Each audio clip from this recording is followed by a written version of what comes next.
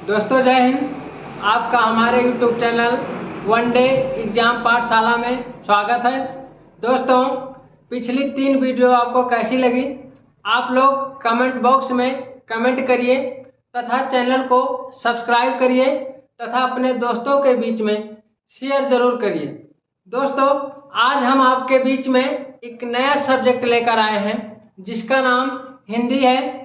दोस्तों ये आने वाले सभी वनडे एग्जाम चाहे यूपीएसआई हो, चाहे यूपी ट्रिपल एससी हो, लेखपाल, पुलिस तथा ऐसे सभी एग्जाम जिसमें हिंदी पूछी जाती है उसमें महत्वपूर्ण भूमिका निभाएगी। दोस्तों आइए हम आज शुरू करते हैं पहला टॉपिक जिसका नाम वर्णमाला है।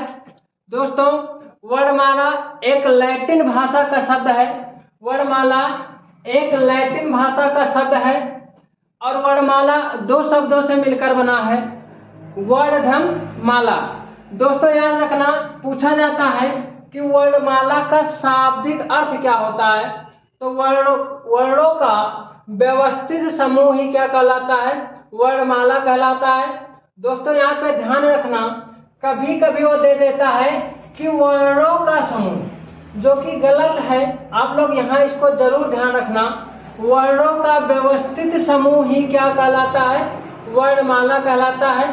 दोस्तों आगे पूछता है आपसे कि वर्ण की सबसे छोटी इकाई या भाषा की सबसे छोटी इकाई क्या है, और कभी कभी क्रमांक पूछ लेता है। तो दोस्तों सबसे पहले ध्वन के बाद वर्ण के बाद अक्षर के बाद शब्दांश के बाद शब्द के बाद पद के बाद पदबंध और पदबंध के बाद उपवाक के बाद वाक्य आता है। ये कभी कभी क्रम पूछ लेता है, तो आप लोग इस क्रम को जरूर याद रखना। और आगे आपसे पूछेगा कि भाषा की सबसे छोटी इकाई या लघुत्तम इकाई क्या है, तो भाषा की सबसे छोटी या लघुत्तम इकाई क्या है, ध्वनि है। याद रखना, अगर ध्वनि ऑप्शन में नहीं रहेगा तो वर्ण रहेगा और वर्ण नहीं रहेगा तो अक्षर रहेगा। इसको हम ऑप्शन के हिसाब से देखकर करेंगे। और याद रखना, अगर ऑप्शन में ध्वनि वर्ण दोनों रहेगा तो हम ध्वनि को टिक करेंगे। आगे देखते हैं, वर्णमाला को हम 2 भागों में बांटकर पढ़ते हैं, स्वर तथा व्यंजन। दोस्तों स्वर किसे कहते हैं, तो जो स्वतंत्र रूप से बोला जाए, जिसको बोलने के लिए हमको किसी दूसरे का सहारा न लेना पड़े, उसे क्या कहते हैं, तो उसे हम स्वर कहते हैं। व्यंजन किसे कहते हैं, तो दोस्तों बिना स्वर की सहायता से व्यंजन बोलना संभव नहीं है। अर्थात हम कह सकते हैं कि व्यंजन को बोलने के लिए हमको स्वर की आवश्यकता पड़ती है। जैसे यहाँ पे दोस्तों आपको लिख दिया जाए का, तो का ये आपका संपूर्ण है और पूर्ण तभी होगा जब इसमें स्वर मिलेगा। अगर इसमें से स्वर बाहर कर लिया जाए तो ये बचेगा आधा का। अगर नीचे हलंत लग जाता है तो हिंदी में उसे आधा माना जाता है। तो यहाँ पे अगर हम स्वर अलग कर देंगे तो इसको हम क्या मानेंगे, आधा का मानेंगे। इसीलिए व्यंजन बिना स्वर की सहायता से बोलना संभव नहीं है। आगे हम पढ़ते हैं, इसको क्रम बाय क्रम पढ़ेंगे। सबसे पहले हम पढ़ेंगे स्वर। तो स्वर की संख्या कितनी होती है, तो स्वर की कुल संख्या 11 होती है। लेकिन याद रखना, अगर स्वर में पूछे स्वर की कुल संख्या और ऑप्शन में 11, 13 जो दोनों रहे तो हम 13 को टिक करेंगे। बहुत बच्चे इसमें गलती करते हैं। याद रखना, आपसे पूछेगा कि स्वर कितने प्रकार के होते हैं। हिंदी में स्वरों की संख्या 11 होती है। कौन कौन से हैं, तो ये आपके आ हैं, आ, ई, उ, री, ए, ओ, औ। ये आपके हिंदी में कितने स्वर होते हैं, तो 11 स्वर होते हैं। याद रखना, हिंदी में अगर मात्राओं की संख्या पूछेगा तो हिंदी में मात्राओं की संख्या 10 होती है। आपको पता होगा कि आ की कोई मात्रा नहीं होती है, यानी जो आपका छोटा आ जिसे कहते हैं इसकी कोई मात्रा नहीं होती है। और हिंदी में कुल आपके 11 स्वर होते हैं तो इसकी मात्रा नहीं होती, इसलिए आपके स्वर मात्रा कितने होती है, तो हिंदी में मात्राओं की संख्या 10 होती है। और आपको अगर 13 आपको स्वर कहेगा तो 13 तब होंगे जब ये दो संस्कृत के स्वर इसमें मिलेंगे। कौन कौन से हैं? बड़ी री तथा लिरी। अगर ये दोनों आपके स्वर मिलते हैं तब स्वरों की संख्या 13 होती है। अर्थात हम कह सकते हैं कि हिंदी में स्वरों की संख्या 11 तथा संस्कृत में स्वरों की संख्या 13 होती है। री जैसे आपका है तो ऋचा वाला री या ऋतु वाला री, इसमें बड़ी री रहती है।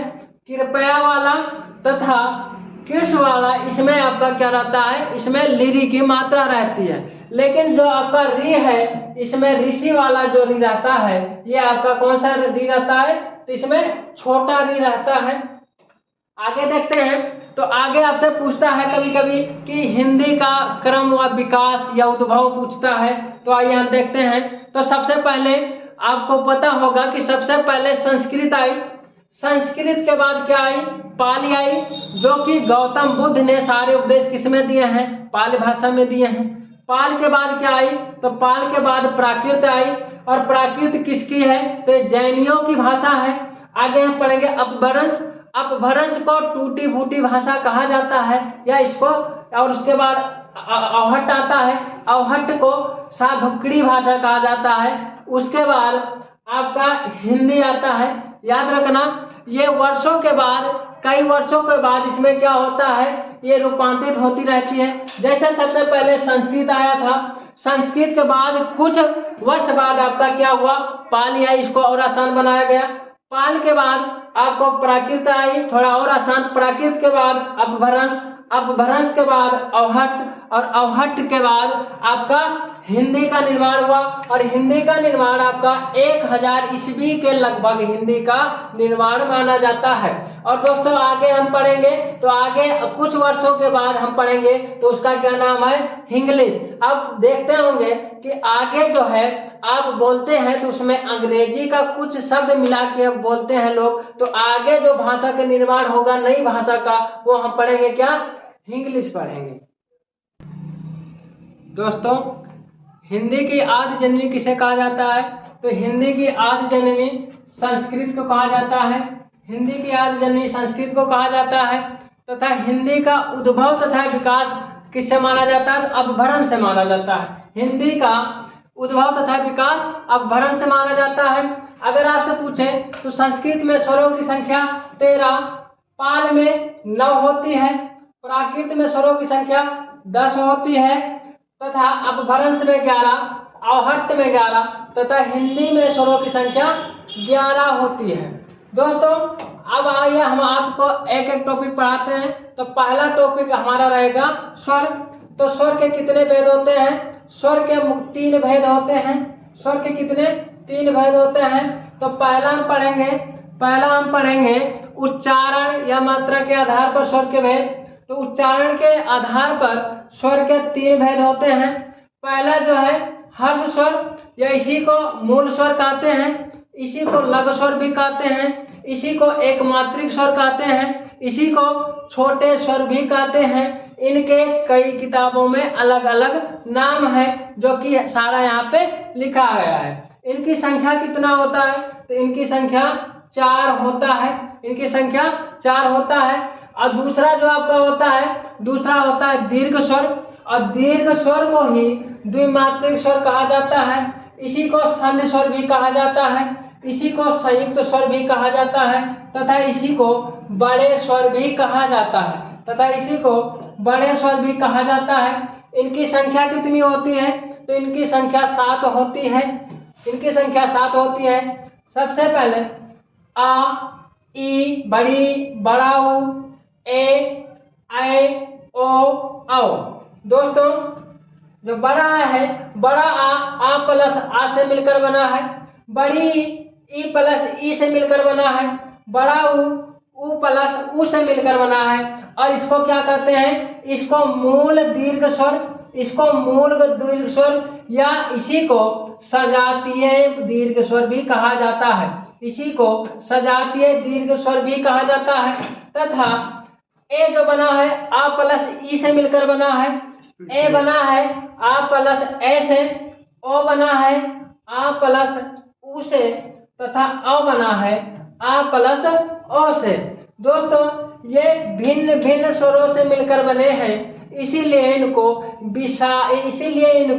विजातीय या विषम स्वर कहा जाता है। इसीलिए इनको विजातीय या विषम स्वर कहा जाता है। इनकी संख्या कितनी होती है दोस्तों? तो विजातीय स्वर की संख्या 4 होती है तथा सजातीय स्वर की संख्या कितनी होती है? तो 3 होती है। और तीसरा आपका जो है उच्चारण के आधार पर उसे प्लुत स्वर कहते हैं। दोस्तों जो हर्ष स्वर है उसमें एक मात्रा का समय लगता है, इसीलिए उसको एक मात्रिक स्वर कहते हैं। दीर्घ स्वर में एक मात्रा से थोड़ा ज्यादा समय लगता है, इसीलिए इसको द्विमात्रिक स्वर कहते हैं। तथा जो आपका प्लुत स्वर होता है इसमें 2 मात्रा से ज्यादा अर्थात सबसे ज्यादा समय लगता है, इसीलिए इसको त्रिमात्रिक या विशाल स्वर भी कहते हैं। और जैसे आपने पढ़ा होगा, कहते हैं राम या कहते हैं ओम, तो ये क्या है? प्लुत स्वर है। दोस्तों आज के पहले पार्ट में इतना ही। स्वर के आगे जो भेद हैं तथा आगे का संपूर्ण जो आपका वर्णमाला है आगे आपको दूसरे पार्ट में प्रोवाइड कराया जाएगा। Thank you.